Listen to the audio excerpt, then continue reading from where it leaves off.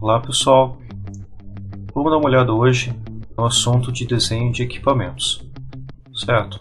Nós vamos ver o que nós precisamos levar em consideração para fazer o desenho de um conjunto de peças, ou seja, um conjunto de várias peças montadas nas posições em que elas vão funcionar, por exemplo, numa máquina ou numa parte de uma máquina.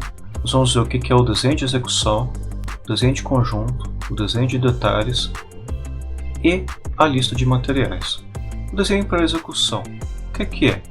É o conjunto de todos os desenhos que fornecem as informações, todas as informações necessárias para a fabricação ou construção de uma máquina, de um equipamento, um dispositivo ou uma estrutura, seja uma estrutura móvel ou uma estrutura fixa, como uma edificação. A gente tem que especificar todas as características de forma, de dimensões e as anotações gerais e específicas que a gente precisa levar em consideração para a completa execução, fabricação do projeto.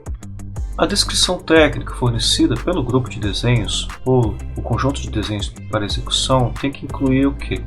A representação gráfica completa da forma de cada peça ou elemento do conjunto, certo?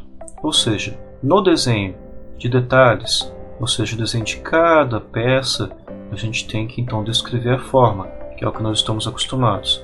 O tamanho, largura, altura, posição de detalhes, raios, arredondamentos, rebaixos, ressaltos, posição de furos. A gente tem que considerar dimensões com tolerâncias de cada peça, ou seja, a dimensão é tal, mas eu assumo, ou melhor, eu admito um valor mínimo ou um valor máximo para aquela largura ou para aquele diâmetro em cada peça, componente ou elemento do conjunto. Notas explicativas gerais e específicas sobre o desenho de cada peça ou elemento, tais como características, materiais, acabamento superficial, tratamento térmico, se for o caso, etc. E uma legenda descritiva de cada desenho ou representação gráfica. A legenda é sempre necessária, né? O que mais?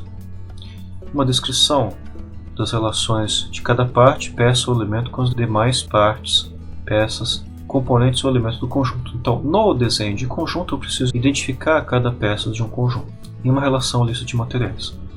No desenho por execução, a gente tem, em geral, duas classes de desenhos, que são o desenho de conjunto, ou seja, o desenho das peças montadas, e o desenho de detalhes, em que eu faço o desenho detalhado, descrevendo cada pecinha.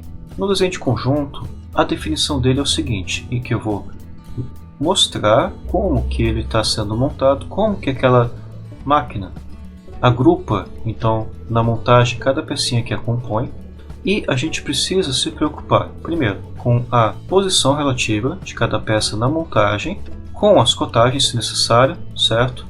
E a identificação de cada peça, com uma indicação cotada, certo? Da numeração correspondente a cada peça, normalmente seguindo o caminho ou horário ou anti-horário, dependendo da necessidade.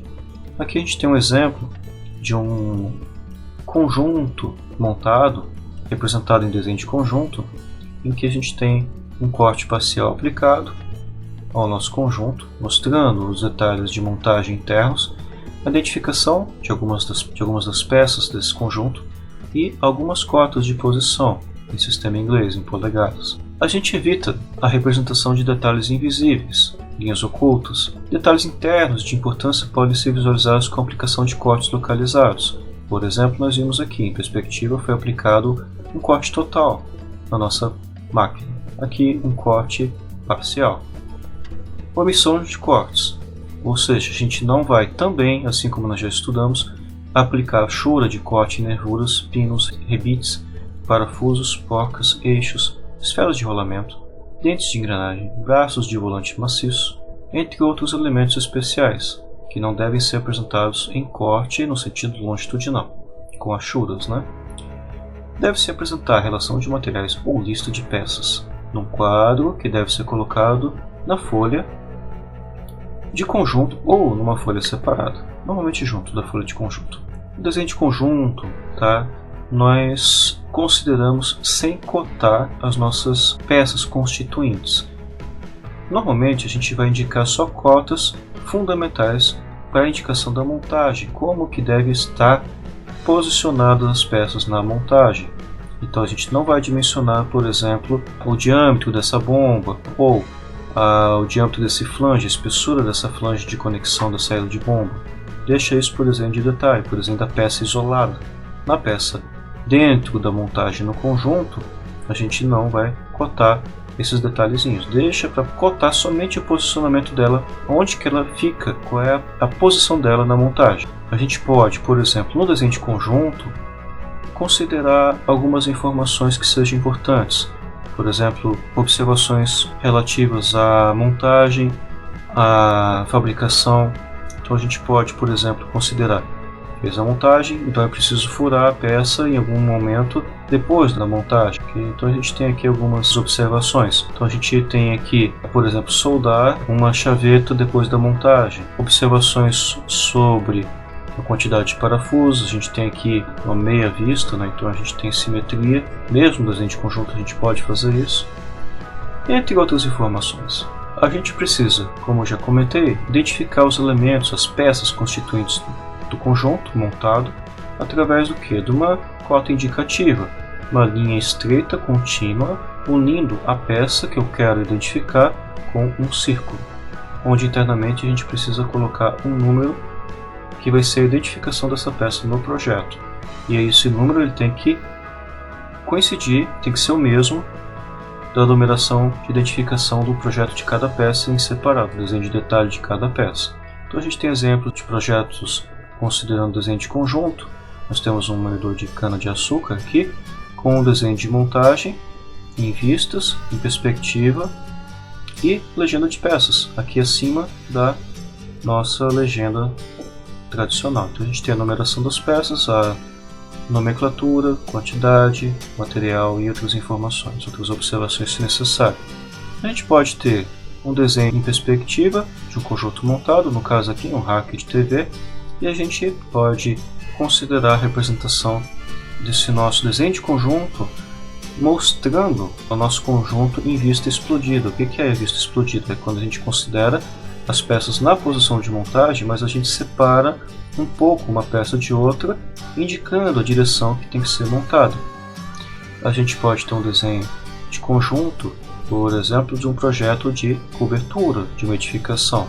Então a gente tem a identificação de cada elemento constituinte da estrutura de cobertura, da estrutura do telhado, de uma edificação, e a gente tem aqui uma lista simplificada de peças, mais usual na engenharia civil. Desenho de detalhes. O desenho de detalhes a gente vai considerar como o projeto de cada peça, representação gráfica isolada de cada peça, componente ou elemento do conjunto, máquina, o dispositivo ou estrutura, fornecendo uma descrição completa e exata da forma, dimensões, execução e características específicas de cada uma delas. Regras para o desenho de detalhes. Peças longas devem ser representadas na horizontal ou com aplicação de rupturas, como nós já vimos. Em uma folha de detalhes, pode-se representar peças em escalas diferentes desde que devidamente identificadas.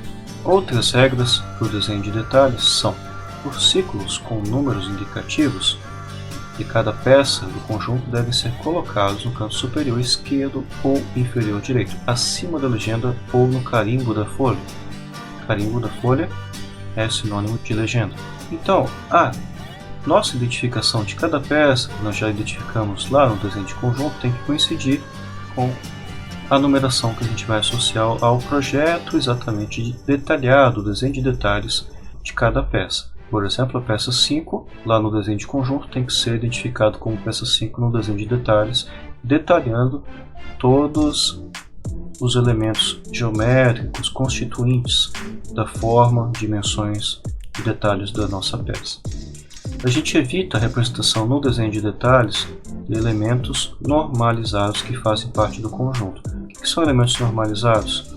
Esses elementos são parafusos, rolamentos, elementos que são tabelados, que têm dimensões definidas por padrão, por norma. Então a gente não precisa fazer um desenho de detalhes de elementos como esse. Só os elementos que são próprios, típicos do projeto dessa máquina específica. A lista de materiais pode ser única ou dividida em uma lista para peças normalizadas e outra para peças não normalizadas. Ela deve ser posicionada na parte superior da legenda e deve ser numerada de baixo para cima. O que é isso, pessoal? A gente vai considerar, por exemplo, aqui, nós temos 3 peças aqui nessa folha. Então eu vou associar uma lista de peças, que são as peças que eu estou representando no projeto de cada uma em detalhes. Elas são as peças 3, 4 e 5. Então eu vou numerar de baixo para cima a identificação de cada peça. 3, 4, 5, de baixo para cima. Tenho o nome e identificação de cada peça, a quantidade que vai no projeto, não que está no desenho, mas o que vai ser montada, material e observações se for o caso, além da legenda normal.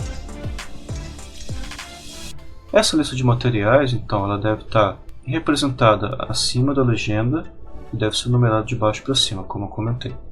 Ela pode ser representada, em outros casos, a partir da margem superior, e a numeração nesse caso vai seguir o sentido de cima para baixo. Ela tem que conter quais informações?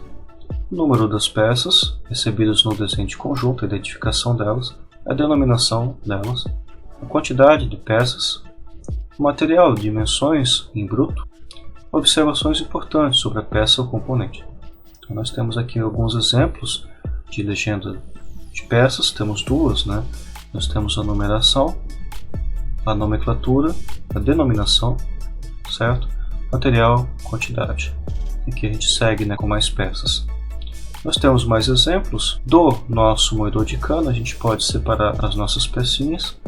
Então a gente tem, por exemplo, o projeto da estrutura do corpo da nossa máquina, que vai ser essa aqui. Então nós agora sim colocamos todas as medidas que são necessárias para descrever e para executar esse projeto, fabricar efetivamente essa peça.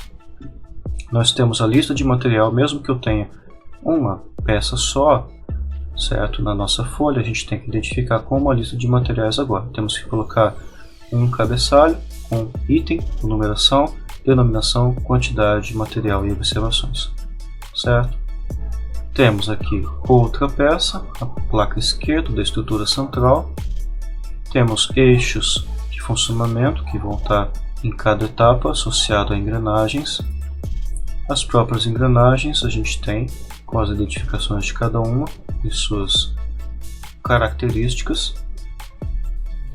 Outras engrenagens, o próprio moedor, uma roda dentada que vai exercer pressão sobre a cana. Outros elementos, tubos, pecinhas que vão estar associados à montagem. Mais algumas outras peças com detalhes e cortes. Então a gente faz uso de toda a nossa teoria que nós estudamos, a manivela, okay? Então com todos os detalhamentos, aqui só em vistas ortogonais. Parafusos, certo? Parafusos não padronizados, a gente vai estar considerando aqui para a nossa representação em detalhes. E com isso, pessoal, a gente tem uma ideia geral sobre como que a gente faz então a execução de projetos de peças mecânicas, certo? Projetos completos com desenho de conjunto, como é que a gente vai estar fazendo a representação das peças montadas na posição de uso de trabalho e o projeto separado de cada uma das nossas peças, que é o que a gente já está acostumado. A gente vai estar fazendo então todo o detalhamento das formas, dos tamanhos, das posições, com o dimensionamento, com a cotagem necessária. E agora a gente reúne todas essas informações em um projeto, nos moldes de um projeto profissional de execução de uma máquina ou de um conjunto que vai ter algum propósito. Certo, pessoal? Então a gente segue para o nosso projeto do bico de Bunsen em seguida, que é o nosso equipamento que nós vamos fazer o estudo e o projeto, e vai ser o trabalho 2. Até a próxima aula, pessoal.